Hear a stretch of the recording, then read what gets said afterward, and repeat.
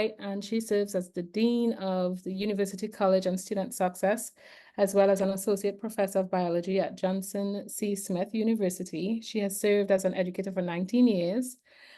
She identifies as both a critical educator and scholar activist who seeks to deconstruct existing educational and social inequalities and to construct pedagogies, policies, practices, and programs that are socially just. And then we have Dr. Juliet Diaz Benitez, and she's an educational psychologist passionate about the many ways in which minoritized groups navigate and transform higher education pathways.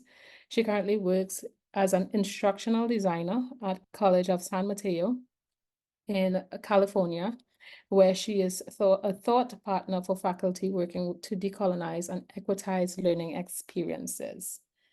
We have Dr.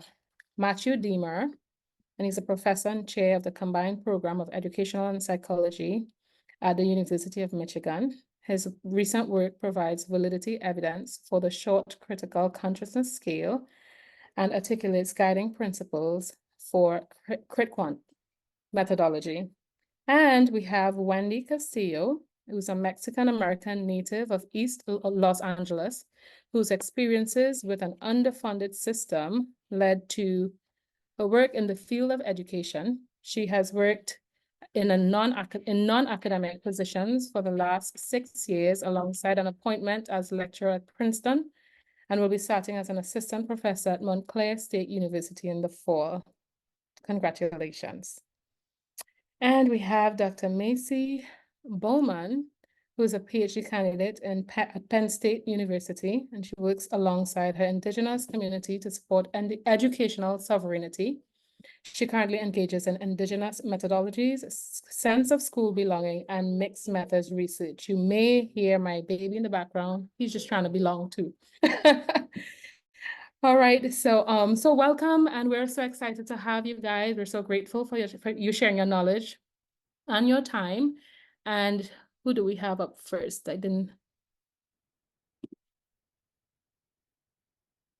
Do we have Dr. Deemer first? Dr. Deemer will be up first. All right. All right, that's how I remembered it too. So happy we're all on the same page, so to speak. Hi, everyone. I'm Matthew Deemer from the University of Michigan. I don't want to embarrass myself and talk for a long time. Are the slides showing through? You can see. Yes, we're seeing the PowerPoint. Okay, now I've got it in slide mode. Okay, thank you. All right, well, I'm going to launch right in. Happy to go first, and the good news is I'll not be as good as the rest of people, so I'll set a low bar that everybody else will jump over. I'm going to talk about critical quantitative methods, crit-quant, and happy to be spending this time with you. As I understand it, we'll talk, and there'll be a little time for questions in between some transition, but I think we're going to hold most of the questions till the end. So looking forward to this opportunity and excited to hear the rest of the talks that will occur later. So to begin, I'm going to go through the problematic history of quant methods, which I'd imagine many of my colleagues might also get into, but I think it's important to center the work and anchor where these ideas come from before getting into articulating or trying to articulate something new. So I'm really indebted here to White Logic, White Methods, or WLWM, which to me was like one of the cornerstone or canonical articulations of this really problematic history we have in quantitative methodology. And so I'll go through some of the highlights or lowlights, if you will, just over the next few slides. But I'll do that quickly because I want to save time for other things.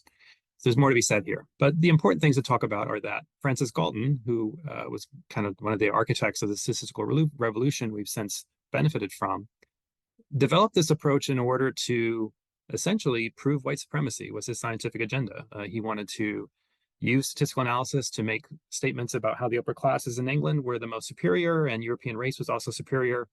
Galton founded really the ideology of eugenics and the scientific practice of eugenics and started a journal on eugenics. And so this history isn't just in WLWM, but also in many others have documented this, like colleague Lolita Tabrin, the University of Denver, and some other people. Continuing, this history was Carl Pearson, who maybe you've run a correlation coefficient before and used some of Pearson's work. So really, this is the founding, in this case, fathers of quant methods, all kind of came from this sordid history. Pearson's work on the correlation coefficient was to prove the superiority of the, quote, Aryan race. Fisher, who created the ANOVA, which I imagine many of you have done also, is from the same intellectual community. And, this wasn't a problem only 150 years ago. This is something that persisted in World War II with, clear and obvious and consistent class and racial biases and officer assessments used to get promoted in the military. In the 90s, if you're also in college at the time, there was a bell curve publication in 94. And then, this has really persisted even last year. If you're familiar with Stephen Roberts' experience and what happened with his editorial and things like that, it's like science. So there's a kind of this long history of quant methods being used to propagate and perpetuate white racial superiority and other forms of domination.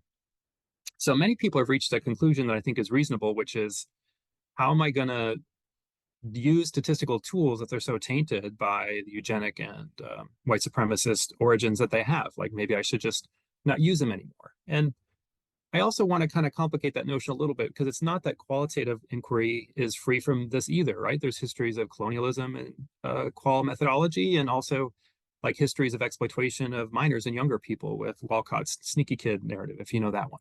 Okay. So I think people have this tension or dilemma of whether they should throw the baby out with the bathwater, so to speak, and just don't use quant methods, right? If you want to center race or do something anti-racist or have an equity-oriented or critical perspective, maybe you feel like I should just not use quant methodology at all, which I think is an understandable conclusion to reach. I'm going to briefly try to articulate what I hope is a through line. I'm not going to get into quant crit because I know Dr. Castillo and others are really going to explain that clearly. So I'll just say crit quant as I understand it and try to articulate today is a more general approach to quantitative methodology. And I think one of the key distinctions is crit quant isn't anchored in paradigmatic with CRT. You could do crit quant and use CRT as your theory, but that's not necessarily what happens. And the reason for that is sometimes you're maybe studying a research question, that doesn't lend itself as well to CRT as a guiding theory. Now, I'm talking out of both sides of my mouth because I've used CRT in my work. I think it's super important, but you might be studying children's gender identity or disability or other things or phenomenon that don't lend themselves as well to CRT as other critical theories might. So crit quant, as I understand it, is a little bit more theory agnostic on terms of what critical theory you're using. This idea is embedded in and indebted to other folks who've come before me and will come after us. Frances, I think her last name is pronounced Stage, S-T-A-G-E, has a couple different articulations of this idea. One of the earliest ones was this idea of the quantitative criticalist. And you have the quote here, which I won't read to all of you, but essentially this was some of the earlier articulations of how people could use quantitative methodology in a critical way and really use that with teeth and with a very systematic way to think. Other folks in counseling psychology made similar arguments about how quant methods can be used to achieve the goals of social justice. And I'm intentionally having block quotes here just to be really transparent about my sources and influences. And when we talk about crit quant, we're not necessarily saying we need to develop a new estimator to replace ML or some other kind of way of estimating interclass correlation coefficient and multi-level modeling. It's really much more about what questions you ask and how you ask them as more important. So for example, Michael Russell at Boston College has some work on intersectional differential item functioning, or DIF, in an IRT perspective. And he's not necessarily using a different estimator in IRT or something like that, but really taking IRT and using it in a new way to ask questions about how items and or measures might functioning fairly or not fairly across people from different ethnic racial groups, for example. Okay, so I'm saying that here. Another one of the kind of guiding spirits we have in crit quant is using statistical methodology to bring scientific attention to the existence and impact of various forms of systemic oppression. Okay. So to try to coalesce what, in my view, has kind of been a little bit of a wide-ranging literature without a lot of clear guidelines to inform people's work, we tried to distill this CQ literature into 5 guiding principles. And we're really mindful about not trying to create a checklist or being gatekeepers in some way, as much as to say, here's 5 guiding principles that might help people enact CQ or crit quant in their own work. And so I'll go through those quickly here and then dig into it a little bit more in successive slides. The first one is such that, crit quant or CQ should be both grounded in critical theories and quant methods. Secondly, the goals of this should be to advance both critical theories and quant methods and not to focus only on one of those dimensions. Third, we're really moving away from a very positivist ontological perspective to think through and really center that quant doesn't have any more inherent truth or rigor than qual does. And along those lines, we're really pivoting to think through and acknowledge and honor the subjectivity that the researcher brings to the research process. A lot of people's quant training is such that you learn to run your stuff and hit execute, and then truth falls from the heaven through your software package, and you get ontological truth by doing that, and there's no influence of the researcher on that process. But we know and understand that the researcher has a very subjective impact on the research, and that's really important to keep in track of. And finally, to kind of put some teeth around that idea of subjectivity is the idea of using self-reflexivity statements with a lot more intentionality in CQ research. So let me dig into a couple of these a little bit more quickly with the time I have remaining. That's going quickly. So this first idea of foundation of having both critical theory and methods in conversation, in a little bit of a way, you're looking for a unicorn because you want somebody who has both expertise in quant methods as well as in a critical theory. But really, this isn't that different from what we always do. If we just do traditional quant methodology, we always have our substantive theory that's motivating our work. Perhaps you're interested in executive function, and so you use Adele Diamond's model of executive function. That's your substantive theory, and you're putting that in conversation with quant methods to advance that. Here, really, the swapping out is replacing a theory that's not critical with a critical theory. Okay. And then we kind of put those things in conversation to advance and reformulate both quant methods and the substantive areas that we study. Now, I'm not a person who knows a lot about fashion, but this metaphor has worked for many people, so I'll share it here. And the metaphor or the analog is from Alexander McQueen, who people have talked about how they learned to tailor suits, deconstruct them, reconstruct them in a way that was informed by foundational principles in garment construction, but also knowing them well enough to be able to break them and put them back together, right? It's kind of what we're going for with Crit Quant. And then thirdly, we're really thinking through and putting quant methods on an even plane with qual and mixed methods in terms of recognizing that there's not anything inherently more truthful or rigorous or objective about quant methods in comparison to qual. So we really have this perspective of parity and humility about the role that quant methods can play. Similarly, fourth, we think really about how scholarship methodology is a political act. There's no such thing as value-free or objective inquiry, just like my colleague Jennifer Randall has this great paper about no such thing as cultural or context-free assessment or measurement. So we're really centering the subjectivity and positionality of the researcher.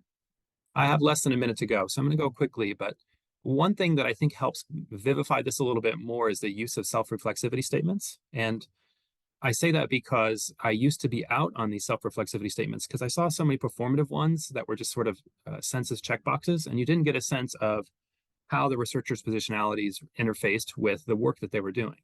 And to me, the real power and use and function of self-reflexivity statements is to think through how does the researcher's identities as a team or individually shape with and interact with the things they're studying, and really writing the positionality statements in a way that's calibrated and targeted to the research question that they have. So I have an example here that I'll just flash as one that's a little bit longer. I don't have the time to get into it. But that's one thing we're thinking through with how to make this a little bit more concrete. In closing, I'll just share quickly, in less than a minute, that some of the affordances we can think through with Crit Quant or CQ is, while recognizing that it's not inherently more truthful than qual methods, the rest of the world really seems to elevate quant methodology. And there's ways in which you can argue scientifically that you're heard in a different way by using quant methodology than qual, for example. And so I know I'm talking about the size of my mouth, but kind of honoring one thing and acting another way. So there's often I hear this framed as a language of power as something important to keep in mind as we go through. Okay, and some citations from recent scholars doing exciting work in Crit Quant to kind of illustrate those points. I don't have the time for this empirical example, but we can kind of take this Crit Quant perspective and apply it to things like measurement and see how we can surface racism and measurement, and from this Crit Quant perspective, uniquely identify impacts of racism on measurement and how we might move forward. I just want to close by acknowledging the co-authors on this. So Michael Frisby, now an assistant professor at Georgia State, Aixa Marchand, now assistant professor at University of Illinois, and Dr. Emmanuel Bardelli, who's now a school leader at the Santa Clara ISD in California. I'm somehow already a minute over, so I'm sorry for running a little bit over, but I appreciate the opportunity to share these ideas with all of you. I'm really excited about this work and looking forward to questions you will have now or offline. Again, thanks for the opportunity to be here. And thank you too. I mean, I guess I imagine how difficult it is to try to crunch all of this in just a couple of minutes. So you did a great job. You got an unconditional pass. I'll take it. Thank you. All right. Yeah, so this is just interesting work, and I know we're bursting with questions. So I wonder if we could have one question in there or two if we have some time. Feel free to unmute. Okay.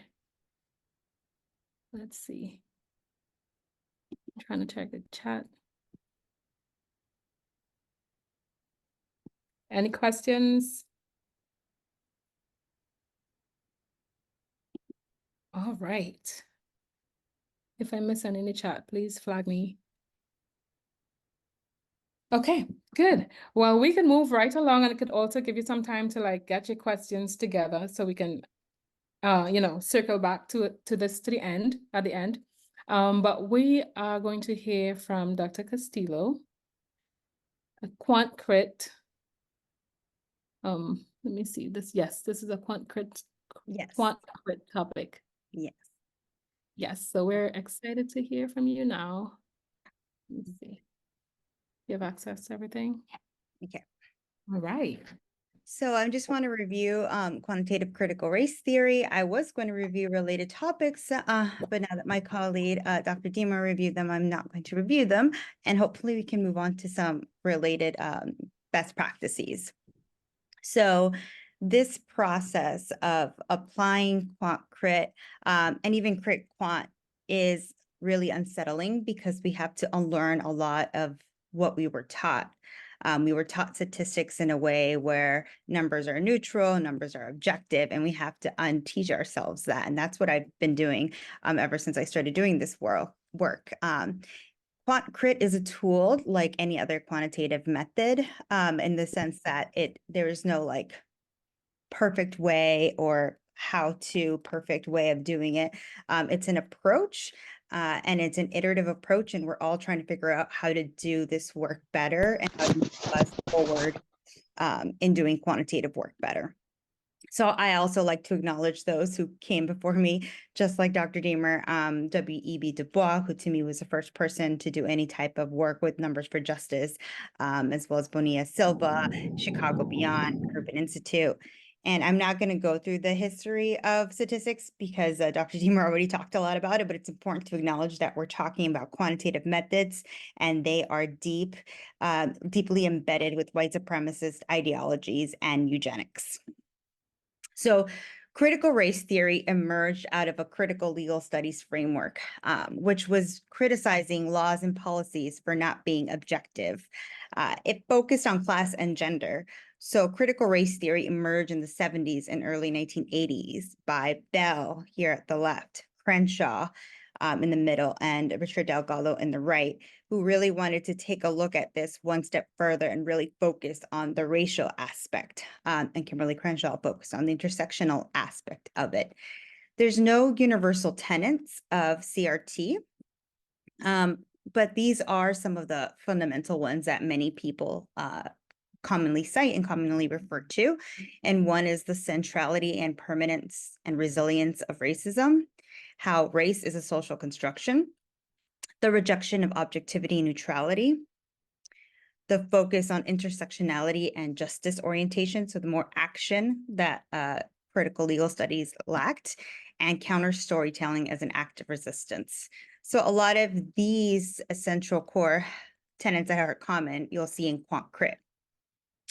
In quant crit, which was a coin that was termed by Gilmore and Warmington and DeMock, attempts to take these lessons and apply them to understanding quantitative material.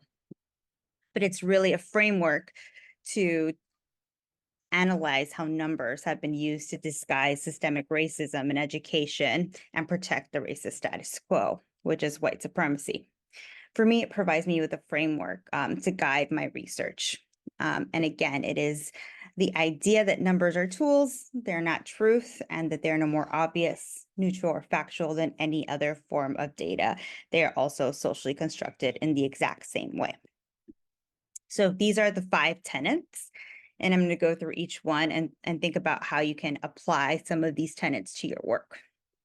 So the first tenet, which is at the core of critical race theory, the foundation of it, is that race is a social construction and the centrality of racism in our society. And in the absence of this critical race theory analyses, we will remake and legitimize existing racial inequalities. So one way you can apply this to your work is thinking about who your reference or your comparison group is. Many times I was taught implicitly and explicitly to compare to white individuals, whether it's white teachers or children. but doing this normalizes them and centers whiteness and makes that status quo. You can still do quant crit without, you can still compare to white individuals and do quant crit. It's just the idea of not having a real intentionality of why you're doing it and really thinking about it. Because in the example below, Campbell, who is a Black woman scholar, she uses Black teachers and compares them with white teachers, but she does it not to normalize whiteness. She's being very explicit about why, but as a way to understand how power drives policy decisions. Many times people say like, oh, like, but I don't have enough variation, so I can't break out the other groups and to compare students to themselves within the Latino population or within the Asian population or even within the Black population. So you can think about using non-parametric methods to figure out how to do some of these descriptive and even regression analyses with smaller sample sizes. Some other alternatives you can think about are using a universal target. So rather than comparing to white students who in this country are not reading at grade level, you might want to pick a target to aim towards. You might want to use an average of all students. It could be national, it could be regional, it could be district. And sometimes when you use an average and the majority of the students are white, you are still centering on whiteness. But many districts, like the one that I attended, were majority Latino. So if you used that average was not centering on whiteness. And then again, here's an example of analyzing within group differences. So rather than thinking about the white comparison, you can look at within group differences. The second tenet is that numbers are not neutral because we gather data as humans, and humans have biases and assumptions, but usually the data is gathered with those assumptions that reflect the elite. So in all of our statistical modeling, we choose what goes in the model, and then the model explains the variation. But very rarely do we ask those with lived experiences, those communities of color, what should go in those models. Frequently, we are told or implicitly or explicitly to include variables that control for social economic status or prior achievement. But it's important to remember that SES and prior achievement don't exist independent of racism. Racism contributed to SES and to prior achievement because students attended schools that were under-resourced, that may have teachers of lower quality, that may have had teachers with lower expectations, that may have been in communities that were a result of redlining and centuries of systemic racism.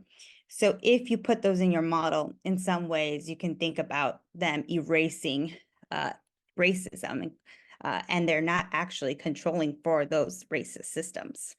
So my recommendation is to always do it in two ways, both bivariate and sometimes journals where your advisor will require you to use those variables. So you can do it that way as well. The next tenet is that categories are neither neutral nor given. They're arbitrary and they're made up by our past practices. And they're not fixed either. They're constantly changing as our society is changing. So if you have too many, you can hide inequalities. And if you have too few, you can also hide inequalities. But picking the right set of categories is an important decision because it affects resource and funding allocation. And different categories can tell you different extent of racial inequality. And particularly for young people, these categories are changing, especially after 2020, the protests of George Floyd. So here's just an example from one of my co-authors where he looked at white British students and Black and minority ethnic students, and they were grouped together. Many times students of color are grouped together. In this context, because he lives in the UK, he knew that it was important to break out that Black and minority ethnic aggregate to Black Caribbean and Indian students. And then you can start to see that there are some inequalities. They're actually not attending school, this is college, at the same rates. They're attending at much lower rates, Black Caribbean students. But it is not something that Black Caribbean students are not born with a relationship of not having access to college. It is the racist systems that they've experienced, the racist patterns of inequality. So when thinking of applying this approach, it's important to apply in your interpretation the systemic racism that went into these outcomes. So never say race is related, because it's not something that people are born with. It's the racism, the racist patterns that are related to access to these universities. And you want to disaggregate your data to meet unmet needs, to make sure that you're serving vulnerable populations and you're improving the programs to serve them. But you want to make sure that in the process, you're not in the research process, you're not just doing the de facto groups. You're really thinking about what are the groups that make sense. Sometimes you're given data and you don't get to decide the categories, but some people do arbitrarily lump all people of color together. I do want to say that disaggregating data is the bare minimum, and you should be doing it. And it does not mean that, you disaggregated data, check, and now you have incorporated a quant crit approach. You can disaggregate data outside of a quant crit approach. It is a process of being intentional and really thinking about why you're putting people in certain categories, what makes sense in this community, what kind of data you're collecting if it's new data. And then the fourth tenet is that voice and insight data doesn't speak for itself. Data needs advocates and analysts. So we interpret the data, we humans do it. Numbers don't speak. I am presenting this presentation, I am presenting the numbers here. And you can do it by centering the reality of racism. And in this example that I'm showing here, Van Dusen and his colleagues, rather than interpreting his results with effect size, which is a well-known statistical term, he interprets them using Gloria Ladson-Billings' education debts framing. So rather than saying the effect size is 5, he says that society's educational debts before instruction were large enough that women and Black men's average scores were lower than white men's average pretest scores. So society would have to provide opportunities equivalent to taking the course up to 2.5 times to repay the largest educational debts. So it's the idea of this reparations framing that society owes students of color is really just bringing data and having it speak through this quant crit lens. Another example of doing this is ground truthing your data, which is the idea of having the community make sense of the data and valuing the community's funds of knowledge. So an example of this can be an advisory group, a data party where you make sense of the data with the community, whether it's a community advisory board or actual youth advisory board, just young people. And in this example, Catherine Street created a research governance group to oversee, and the group consisted of Indigenous scholars. So it wasn't Indigenous people, it was Indigenous scholars, but they were part of engaging with the research process from start to finish.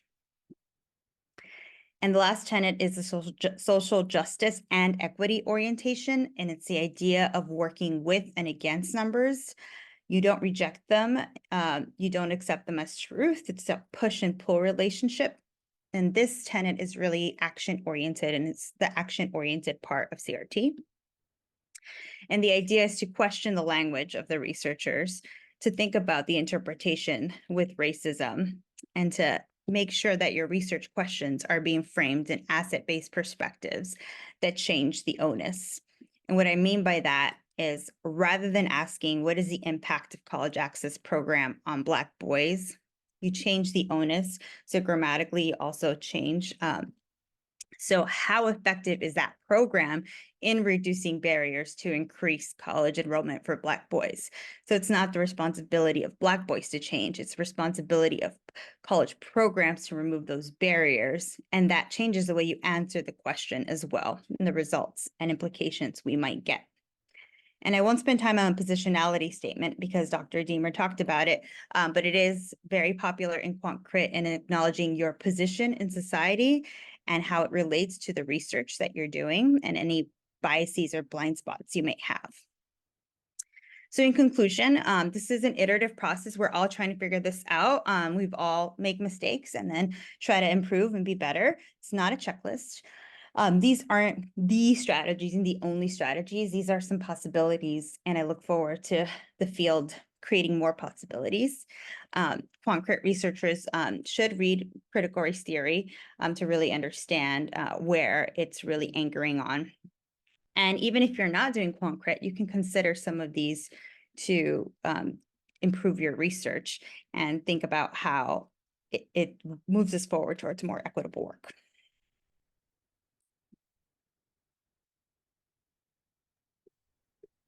Oh, this is wonderful.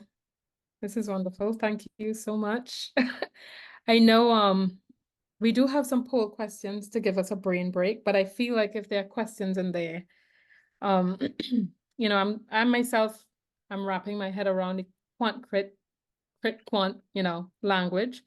So it has to take some time to settle and digest. But do we have any questions in there?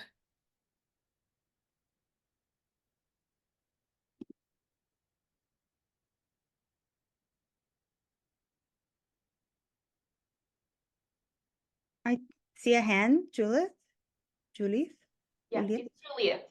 Juliet, okay. Yeah, thank you so much. That was wonderful. I guess my question, I'm thinking about, it's wonderful, being here in this space, being able to hear all about that.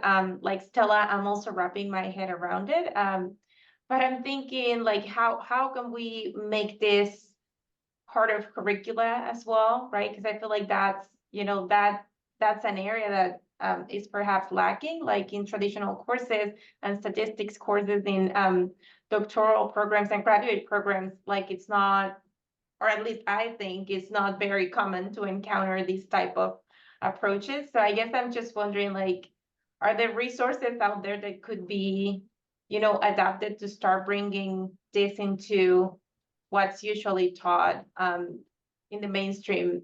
Yeah. I wrote an op-ed on this, on something that you can do. It's on Higher Education Times on teaching numbers for justice. But an ARA, American Education Research Association, we did a panel on this. So it's very early stages. So we're all starting to think about, people are teaching it. Like I teach it in my intro stats courses and I teach it in my research methods courses, but it's like so new. But I think that we're thinking about like writing articles and writing books, but we should probably do it sooner as like creating just resources on this. So I hear you. Right now I just have that op-ed that I referenced. Thank you. We also have some work by some of our colleagues here, Dr. Kumar, who's written a chapter for undergraduate courses on how to incorporate some of these ideas. So I'll put that in our resources as well. I would love to see that.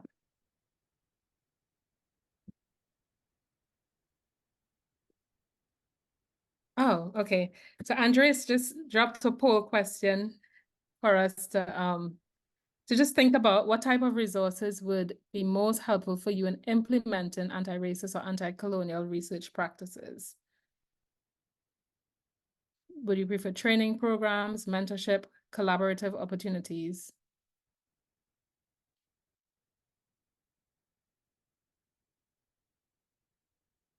You can put it in the chat. It's a little poll to think about what might be helpful to researchers out there. I did have a question, but I'm just trying to wrap the question in words, but I'm thinking of like an example, like if there's an example of like this method's, sort of like revealing or correcting some sort of structural inequality.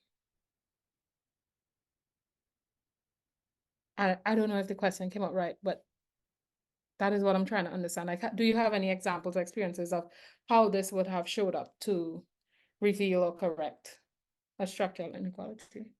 Reveal our structure. Yeah. Well, I think a lot of the times it's like in the variables, there are hidden racist structures. So it's like asking those questions like in school discipline, like asking the question of, and I have a book coming out this year on this, but asking the question of like, what do teachers consider an infraction? How many school counselors? What is the school support staff ratio? So it's like asking those other questions to unpack variables will reveal structural. Like, what are the resources that they have for mental health? Oh, there's no resources for mental health. Oh, how many school resource officers do they have? So all the resources are going there. So it's asking those other questions and then getting data points on those, I think, is how you can get to that. Mhm. Okay. Well, thank you. Let's see. I'm looking in the chat to make sure that we didn't leave anything out. Examples of how people align particular aspects of their positionality with the ways they implement criticality in their specific research questions methods would be super helpful to me. Let me see. Oh, is that a response to Andre's question, or are you asking? I think that's in response to Andy's question. Yes. Yeah. Okay. Yeah, I agree. I just Okay. want to do really quick on that. I feel like a lot of people just do a list of their identities, and that's not the best positionality, as Dr. Deemer said. It's about how does it relate to what you're studying, and how is maybe the team as well. There's a team. How do all of those how are they related, and things related exactly to anchoring on the content, which I think people are just like, I'm Latina, I'm first gen. Well, how is that related to what we're studying? All right. Well, thank you so much for engaging, everyone. We want to switch gears to anti-racist measure development, and Dr. Angela White is going to share with us now. Good evening, everyone. I believe the way that things were set up today, it was a nice setup for my talk with you all. I'm hoping that this PowerPoint will display.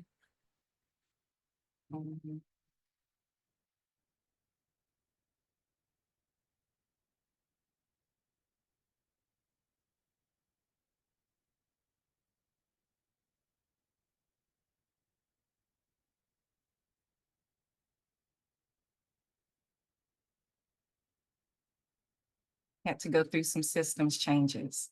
Is that displaying on you all's end over there? Yes. And is it showing you the full screen? Well, we can see format? the speaker view. Okay, I'll swap it. There we go. That's good.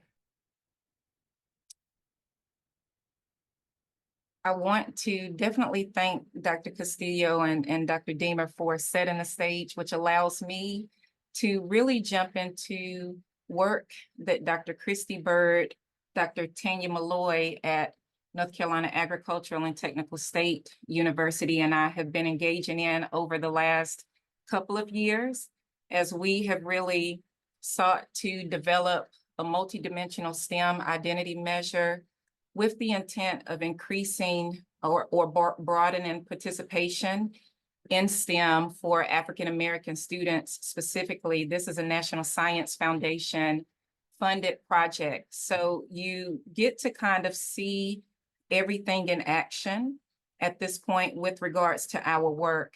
I do want to really set the stage as we kind of go into the overall framework for our project. Essentially, individuals have been engaging in research on science or STEM identity for several years, and specifically dating back to 2007. However, the application of these frameworks with regards to STEM identity, science identity, physics identity, mathematics identity, et cetera, have really been limited with regards to African American students in STEM, which highlights this major gap.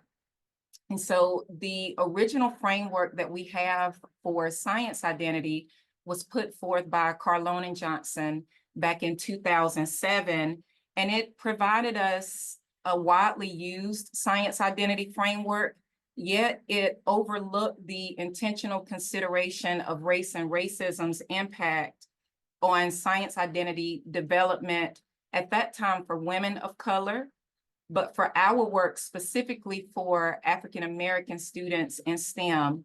So as we approached this work, we really take into consideration what DeGuerre Gumby and Shucks actually encourages us to do with our work that doesn't necessarily forefront race or racism, where we are engaging in a race reimagination approach.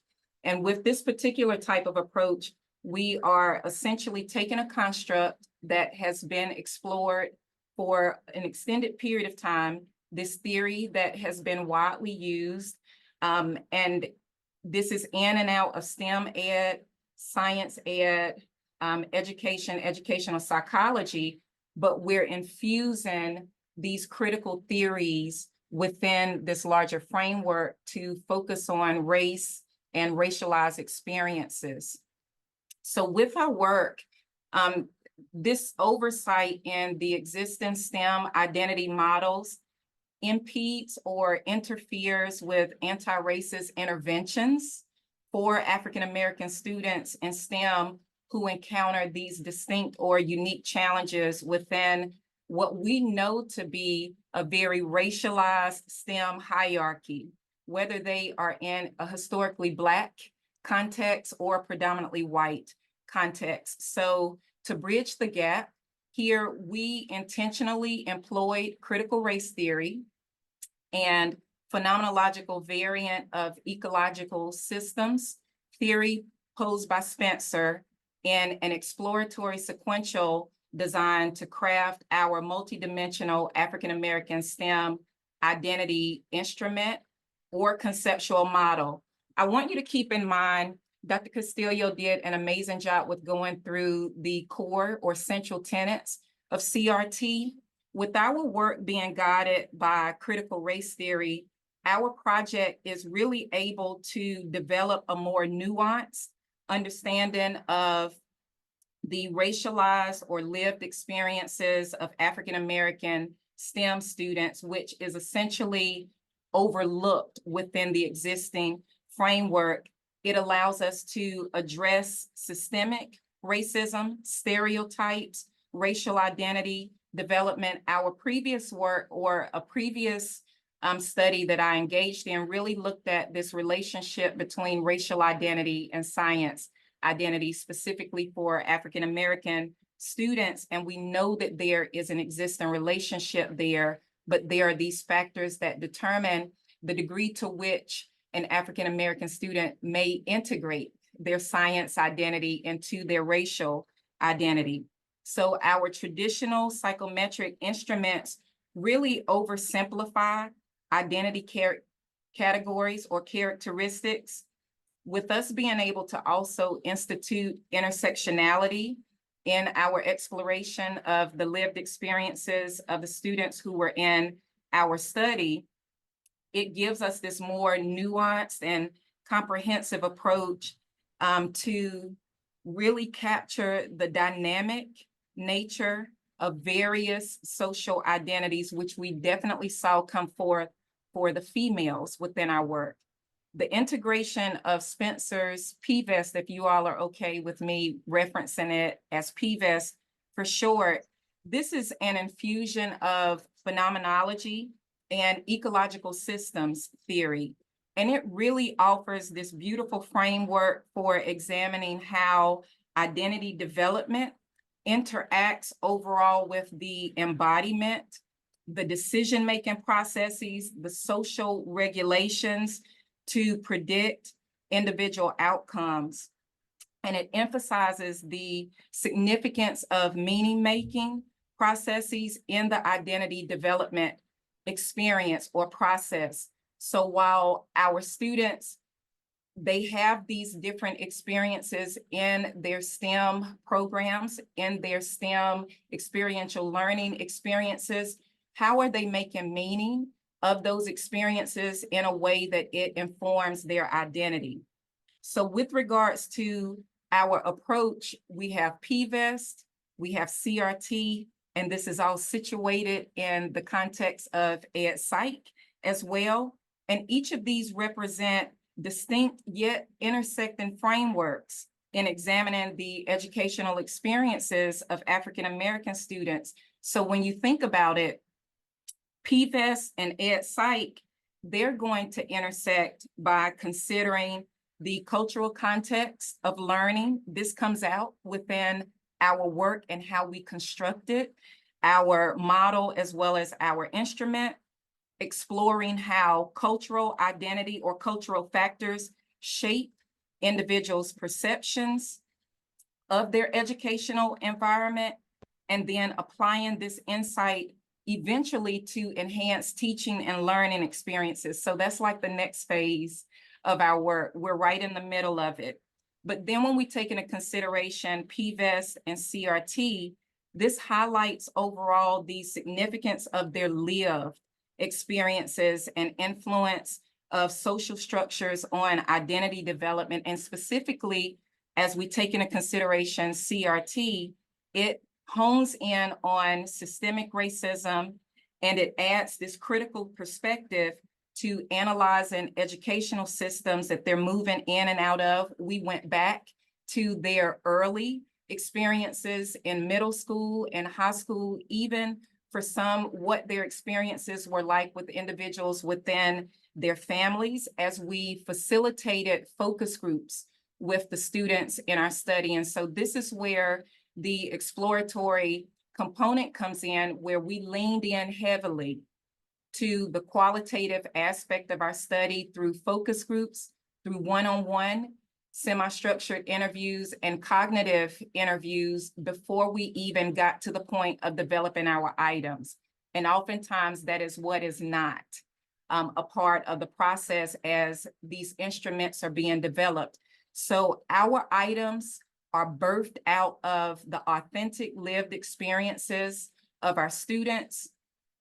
They are birthed out of their direct quotes to create the items. We did not necessarily manipulate any of the statements that they stated to create or construct an environment. It is as if they were co-constructors with us in this process to ultimately lend to the items within our instrument. So this is where Dwyer-Gumby's framework of critical race mixed methods comes in, as it really signifies this social justice framework, a nice critical social justice framework that departs away from conventional quantitative emphasis on mixed methods research. And it presents this more comprehensive approach in line with the transformative objectives of critical race theory by foregrounding the lived experiences, the voices of the participants. I'm being redundant with this intentionally.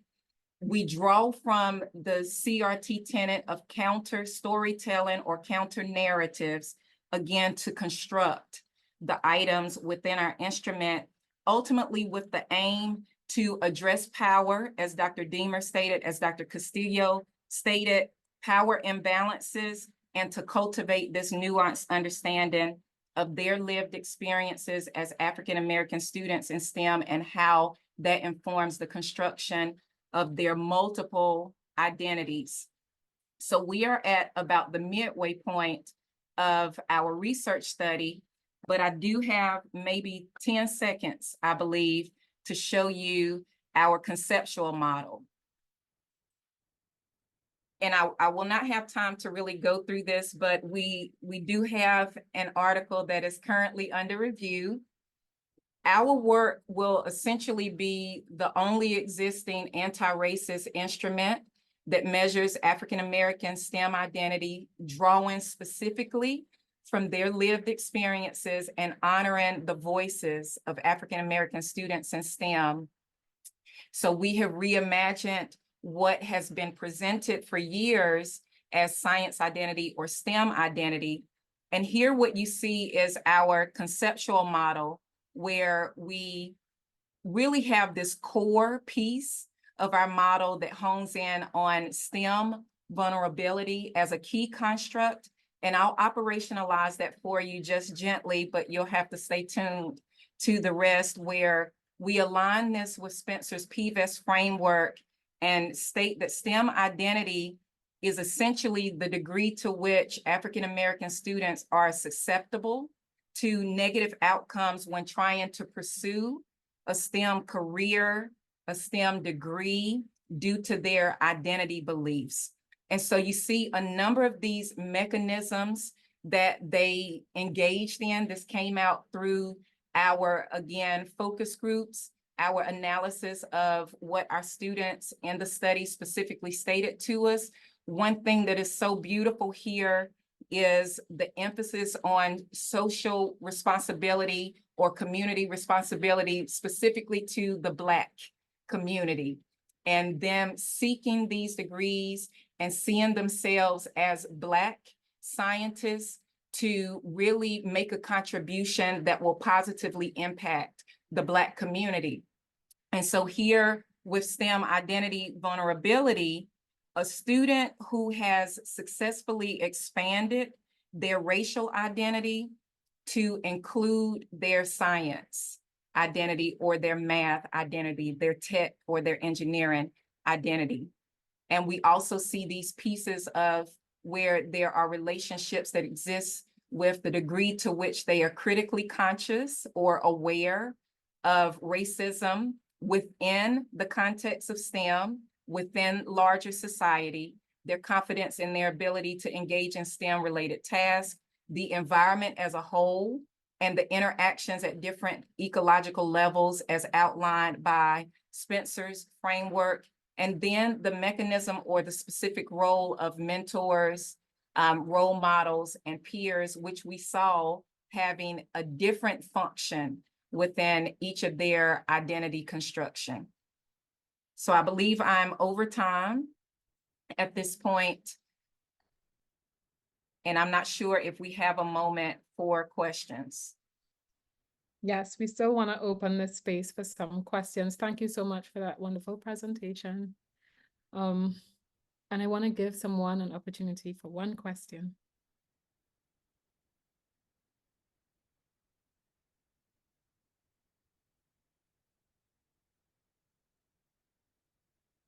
Okay, you can put it in the chat.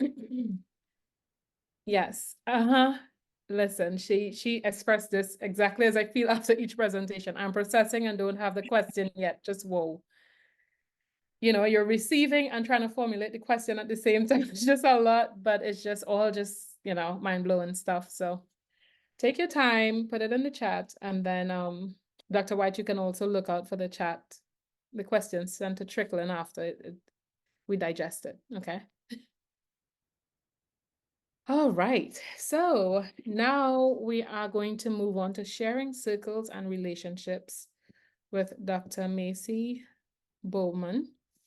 So we heard about methods, we heard about instrument development. Okay, I didn't hear you. Okay, we're coming in, yes. Let's see. All right. And can everyone hear me? We're good? Okay, sweet. Let me start from the beginning. I felt like the order of the presentations was also very applicable because the work that this stems from is reimagining belonging for Indigenous students and create a measure for that. So when you were talking, I was like, this is so amazing. But anyway, my name is Macy, and I'm going to be presenting a little bit on just cultivating and sustaining relationships while using a sharing circles methodology. My presentation might look a little different, but I always really like to start with a introduction of myself. So I am Wolastoqey, Nildaliwis Macy, Newignil, State College, Pennsylvania, Najayao Nil Nagukuk Naga Wolastoqey. So my name is Macy. I'm from, or I live in State College, Pennsylvania. I go to Penn State, and I am from Tobic First Nations, which is a reservation in Eastern Canada, Eastern New Brunswick to be specific. And this is just a shot of who I am. I have 3 pups. This is an aerial view of my reservation, so we're right on the Wolastoq River. There's some pictures of my nieces and nephews who like to say they help me with my work, but more so distract me. And then I just got married in December, so that's been really exciting as well. Oh, let's see. There we go.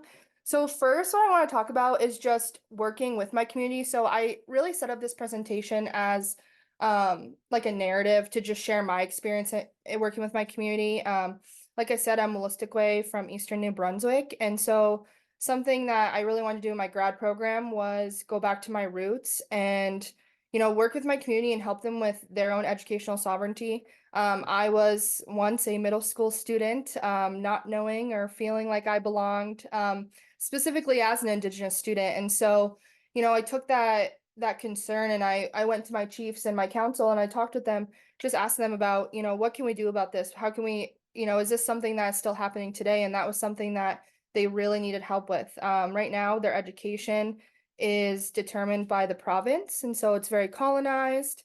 And so working with the community just means, sustaining those relationships. Whoops. So, Willistic tribal knowledge, for example. So when working with community, it's really important that you know and understand the tribal protocols and knowledge. So things like, in our culture, we like to share a meal before any big meeting. We like to sit in a circle just to provide inclusivity for everybody. And we do things like smudging ceremonies, burning of sage or powwows, and naming ceremonies. And so it was important when I went back to do this work with my community that not only just I as the Indigenous member from the research team, but also my advisor and other people that we were working with has that community knowledge. And so that's really important, as well as facilitating visits, accessible communication. Not everybody outside of academia uses email, and that was hard for me to rip myself from a little bit, but I also understood how important it was. And so sometimes communication was over Facebook or Instagram or socials or phone. I got a lot of cold calls. So it's just understanding that sometimes you have to really broaden your idea of what is comfortable, and sometimes you have to go beyond that. And then, of course, working with and not on the community is so important. And throughout this presentation, each picture is from my community. That's actually my great grandfather, Noel Bear, and he is weaving a basket. And I wanted to provide that image just to show that all of this work is like weaving the black ash together. So it's interconnected, it's woven together. And I think that's a really important aspect of this kind of work. And then sustain relationships. So this is a picture of our healing lodge and community. So this is where our Ballistic Way members can go for drug and alcohol abuse counseling. There's a lot of different ceremonies conducted here. And it's really a place where we foster those relationships as well. And so when I talk about relationships, I don't just talk about relationships with people. I talk about relationships with land, with culture. This is an aerial photo of what's legally called the St. John River, but it was wrongly renamed. It's the Willistic River, and it's something that our community is trying to fight to get back, which means the beautiful and bountiful river. And this river was used as a trade route. It was used for our people to go up and down to game and to hunt. And so again, with that important factor of when you're doing this work with communities to really understand their relationships. And I'm from one reservation, but I worked with 6 that were along the Willistic Way Nation. And so I really, I know my Willistic Way culture, but even within each reservation, there might be a little bit of different things that happen. And so really connecting with those people, connecting with the culture, and connecting with the land. And then the really fun part, sharing circles, which I just love. This is a picture of our powwow grounds in community, and that's the picture of a teepee there. And I just really wanted to include that because as when I was younger, I just remember sitting around the fire in the teepee and we're all sharing stories, whether it be my brothers and sisters or cousins, with our elders, and just, you're hearing creation stories and stories about different animals and things like that, or just, a funny story from your uncle. But it was really empowering to be able to use a methodology that was also grounded in my culture. So we call them talking circles, sharing circles, there's tons of names, but I like the definition by the wonderful Margaret Kovach, which is a sharing circle is an open, structured, conversational style methodology that shows respect for the participants' story sharing within a tribal cultural protocol context. And so how do these sharing circles promote relationality? What exactly is that? Sharing circles are similar to focus groups, but I think one of the really big differences is the role of the facilitator. So when you're going into a sharing circle, you're not supposed to be super removed from the group. You're supposed to be a part of it. You're supposed to be an active participant. And so I use this methodology when working with middle and high school Indigenous students, and we were trying to reimagine the construct belonging, to have an Indigenous specific belonging for our students. And so in the sharing circle, they're sharing their stories, which sometimes are extremely vulnerable. And as my role as a facilitator in this space was to also share my stories and to create a better form of relationship with them. I think, you know, when I first got to my institution, when I first wanted to do a study like this, focus groups, it was definitely, you know, shoved, you know, do focus groups. And I think that we're starting to move away from that kind of paradigm and maybe into more relational methods and things like that. And so when I brought up the idea of sharing circles, there was resistance to, oh, are you too much into the research? Are you going to guide what they're saying too much? Are you going to influence? But I think specifically with Indigenous communities, and I can only speak on behalf of mine, that these relationships are what keep our people alive and what keep our people going. I have, like my grandmother, I have friends who their parents were in residential schools and they weren't able to have those relationships with the land and with their culture and with their family. And so for me and for in this project, it was really important that as myself as a facilitator, I didn't go in there as a researcher with the research hat on. I went in there as a friend. I went in there as a role model for a lot of these students, and we were able to have like some really, really good discussions. And this space was also used for healing. Sharing circles are a place where, you know, you can begin to heal from some of that colonized trauma, from some of those really hard stories that you're sharing. And, you know, there were tears shed, there were laughs laughed, there were all types of things that happened in these groups. And it truly was so, like, I get goosebumps even talking about it. It was just so powerful in that moment, and to really lift the students' voices up and allow them to really set the stage and control what was going out for that. And then, you know, you sit in a circle. I feel like that's pretty obvious from sharing circles, but I want to put it there anyway. So the last one, which is sharing knowledges. This is a picture of our pre-K Head Start building and community. This was built recently. So it's kind of crazy when you leave your community. There's a lot of buildings that were there, and then you come back and there's like totally new infrastructure and everything. So I didn't get this super nice Head Start building, but the kiddos now do. And I think that's just important to talk about and to end with, is just so your considerations for when you're sharing this type of work, and specifically with how you're going to make that accessible to the communities, and how are you going to go about if it is something to be shared at conferences or in journals and things like that. And so something that was really important to me from the beginning was community meetings. So sometimes those were held on Facebook Live, sometimes those were held in community, and sometimes those were just having conversations with community members. And so it was really fun to be able to meet in different types of ways and just talk about the work and the results and things that are happening.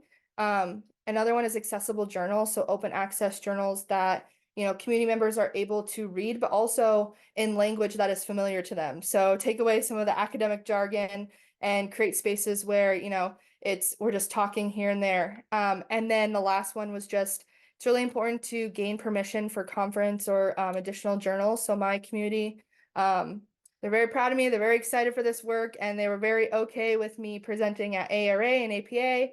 And so I've been doing that along with some other Indigenous specific conferences.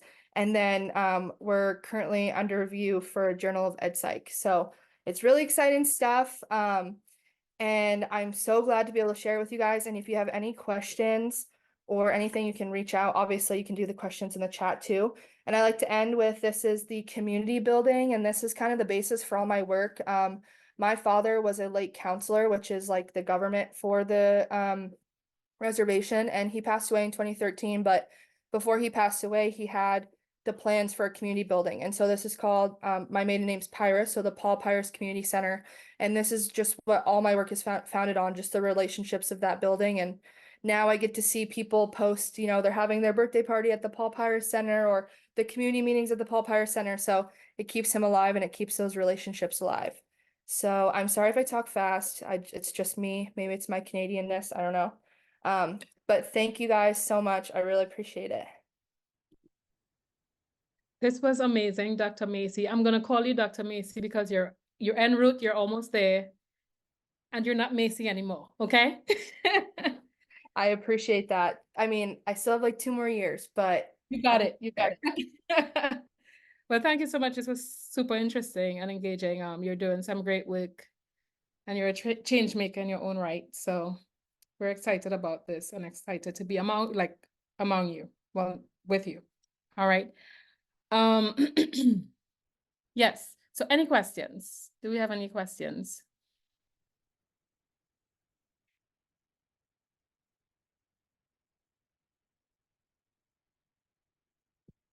All right. Okay, so we can move right along and you can put your questions in the chat if you wish. We have a testimonial by Dr. Juliet Diaz Benitez. And this will be our last one for the evening. And then we can ask some questions if they come afterwards. Yeah. All right, are we ready? Sure. I thought there was someone after me, but I read that wrong. Anyway. Oh, yeah, there was, but she wasn't able to be here with us. Okay. Right. All right. Well, thank you, everyone. I'll do my best to close that. I didn't realize that I was the last one, so that's a little nerve-wracking, right? So many great presentations, but I'll do my best. I will say that, so you're stuck with one slide because it's that time of the semester and things are crazy. So I really have one slide that I wanted to look cool, so I divided it into 3, but don't let me fool you, it is 1. And before I share it, I just want to start by saying, so I finished my doctoral program in December last year. So, pretty new stuff, pretty recent. But I think like halfway through it, I started grappling with a question that was in my head and was what led me to this journey. And I started thinking about, so who's really, when we think about research, who's really getting to tell the stories and whose stories are being told and how are we telling these stories? And I don't know that I was, really comfortable with what I was finding in my field. And so I just wanted to share that as a little bit of background as to how I ended up here. So with that, I will go ahead and share my one slide. Okay. Can you see my slide and not my notes? Okay, perfect. Let me move this. Sorry, trying to adjust my notes. So the methodology that I'm gonna be talking about today is called testimonial, and which is, Spanish word for testimony. And at its most basic level, it refers to an intentional act of truth telling by someone who has lived an experience and then narrates it. As a research methodology, testimonial is rooted in the field of Latin American studies, and it positions storytelling as a form of resistance and liberation for groups of people who have been historically minoritized and oppressed and excluded from traditional academic and scientific discourses. So at its core, the goal of a testimonial is to empower those who have been left at the margins to not only move to the center, but to disrupt it, to interrogate it, and to dismantle it, really. And so even though we may be gathering one story or one testimonial at a time, really the focus is on the collective experience. So we are exploring how individual experiences and identities may represent and express the complexities of phenomena experienced by entire communities of people. And so I think in that sense, testimonial research really offers exciting possibilities for those looking to advance anti-racist, anti-hierarchical, anti-patriarchal research agendas, because it not only challenges this idea of objective truth, which is, very much rooted in Eurocentric ideologies, but it also challenges traditional positions of power in how we do research. And so participants and many of the other presenters have highlighted this already. Participants must be positioned as experts in their own experience and co-creators of knowledge with you as a researcher. And so when we talk about a process of testimoniando, which is a process of creating testimonial, it's not really about taking data from participants, which I feel like, you know, the history of research has been very violent in many ways in that regard, with this approach of just taking for the sake of research and taking for our scholarly work. But it is about creating opportunities to share, to reconstruct, and co-construct stories with participants by participants. And so the research practice, if we're thinking, you know, in that mindset, really becomes a space to heal, to resist, and ultimately to catalyze social change and social justice. And so the example that I wanted to present to you today comes from my dissertation research, which explored how Latinas who were starting their science journeys at community colleges develop their science identities and the role of mentorship in that process of building a science identity. And so a process of testimoniando has many moving parts, and it's bigger than, you know, what I can fit today in 9 or 10 minutes. So I decided to focus today on the data collection part of the process because I think it may illustrate some of the things that we're wanting to highlight today. But I don't have to tell you that talking about identity is complex. It's deep stuff. And you're not very likely to talk openly and honestly about aspects of your identity, your life story, who you are, with someone who you just met, you do not know, and you do not trust, right? And for most participants in my dissertation study, that was the first time that they ever heard about science identity as a concept, right? So knowing this, I really wanted to provide a space for them to explore their own experiences and the parts of those stories and experiences that they had never visited before. And because this was really a labor of trust and relationship building, it needed to be a process that developed over time. So, you know, it couldn't really be, let's have a 1-hour interview and then, you know, we'll move on, because it was not really what the research needed, and it was not going to do justice to the ultimate purpose of it. So finally, the process also needed to allow participants and myself to go back, move forward, stretch to the sides, you know, all the things, because I think that that's how quality research really evolves. And so that's how I ended up with this 3-phase testimoniando process. And so the first phase was written reflections, and these really had 2 main purposes. The first one was I wanted to invite participants to set the tone and become the first narrators of their experiences, of their story. I'm not starting this story, you are. So you tell me where you want to go with this at this point.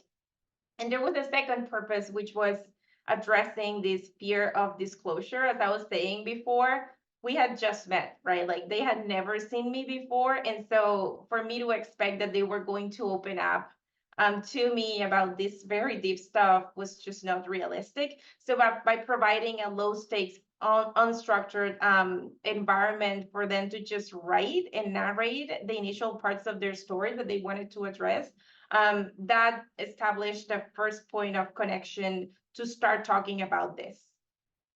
Then we moved on to 2 rounds of individual interviews. And so the reason why I divided it into 2 interviews instead of just doing 1 is because I was addressing science identity development and the role of mentorship in this. So there was no way that this could be packed into, you know, 1 single interview. And so I decided to, you know, have 2 moments, one to address science identity development, and the second one to focus on the role of mentorship in the process. But really, this also was a time or a way to allow myself time to journal, to memo, to highlight, to cry sometimes a little because I was overwhelmed, you know, all the things. I really think that we don't often talk about this in research, but it is part of it, and it's an important one. We need to give ourselves time to process and to be there and be present and come back to the things that are being itchy or muddy at a specific time, and that only benefits the experience. And then the final phase was focus groups. Although Macy, you know, you had a beautiful name for the experience, so this is making me rethink how I'm calling things. But what I called it at the time was we had focus groups, and this really had a threefold purpose. First, it was a type of member checking. I had developed preliminary themes from the first two stages. And so I presented those to participants to get their insights and their critiques on it. Second, it was also a space for participants and I to start co-creating knowledge together for what was going to become the testimonial, what people were going to see. And so I brought with me summaries of the conceptual models that I used for the dissertation, and I invited them to analyze those and critique them. So we discussed, so how do these conceptual models represent the experiences, your stories that we have been discussing, and what's missing, what's not there, what's misrepresented. And so that was a really beautiful co-creation exercise that we were able to engage in. And then finally, there's magic when you bring people together. I was mentioning earlier, you know, research as a healing practice. And so there was something really special about being in the room, sharing space and time with people who have a similar experience, who share important parts of your identity in this journey, and to start creating those connections. And so it really felt like it was part of a liberating practice. And so I think I'll stop here. But the last thing that I will say is that I ended up swimming in data, and I repeat this a lot because I think it's important, right? But it was necessary. It was needed because I think, you know, you have a responsibility as a researcher when you're telling someone else's story, and you don't take it lightly. And so I know that we're always crunched for time, right? And if you're a PhD student right now, you know what I'm talking about, right? Trying to finish, doing a million other things, but it's really important to allow yourself that time to really be able to dive deep and honor the stories that you're telling. I guess I'm out of time, so I'll stop my share. Thank you so much for your time and for the space. And thank you so much for sharing this great work. We are really almost out of time. All right, do we have any questions, any burning questions that would have come up for all the presenters or just now with what we just heard?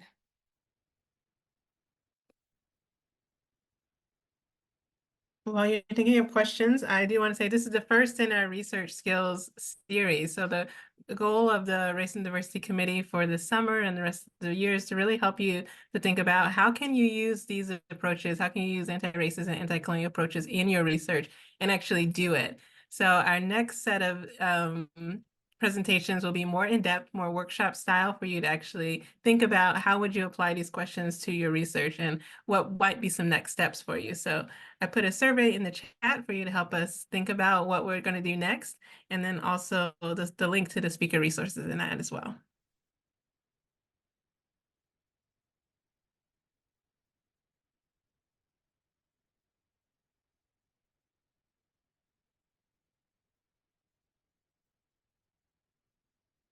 Oh, awesome. I'm seeing all the thank you notes going to the presenters. Y'all can read in the chat.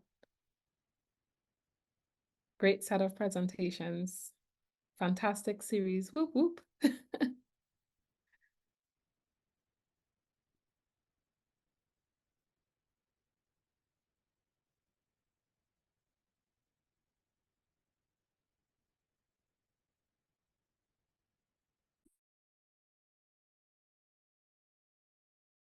Well, if we don't have questions, you can all share with us some things, you know, maybe put in the chat something you learned tonight or some question that you're going to be left with tonight.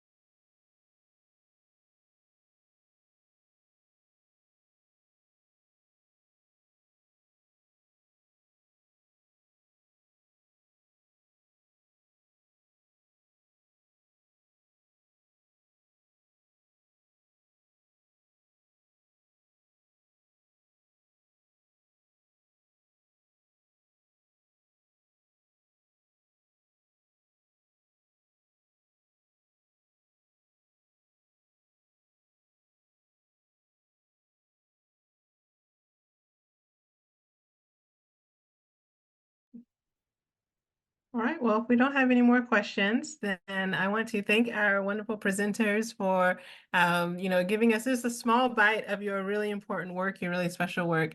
I want to thank Stella and Andy and the rest of my Race and Diversity Committee for their support in planning this event. And I want to thank you all for being here. We really think that this is an important direction for educational psychology and for the field of psychology in general. And so we really appreciate having your support, and we look forward to the work we're going to be doing together. All right, have a good night.